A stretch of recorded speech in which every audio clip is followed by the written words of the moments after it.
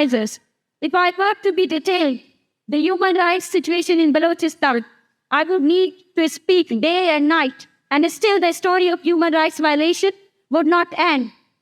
In short, Balochistan is currently one of the last world regions for human rights violation, yet the reality remains hidden from the world. I urge all of you to raise your voices against the atrocities happening to us. Your one voice can save our lives. Today I am constantly threatened because I struggle for human rights.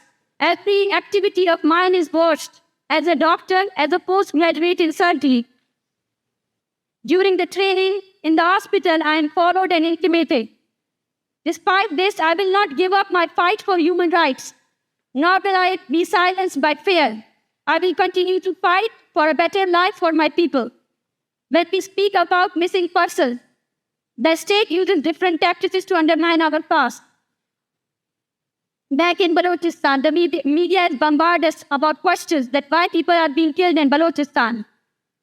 And we are not spared even in this international platform. On May 24, even on Norwegian soil in Oslo, at a Penn Norway event, I was confronted with the same questions.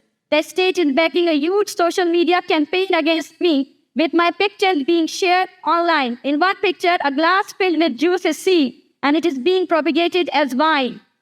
Another picture of my watch is being shared, claiming it cost $41,000. Here in this hall, agents of Pakistani intelligence agency have been sitting and filming me. I informed the organizers and the police. They are actively following these people, and they have been identified. But Norway, being an ally of Pakistan and an advocate of human rights, has a responsibility to not only speak about human rights abuses in Pakistan, but also to wake up to how openly people backed by the Pakistani embassy in Oslo are roaming here, filming and taking my pictures. They are a threat to Norwegian democracy and sovereignty.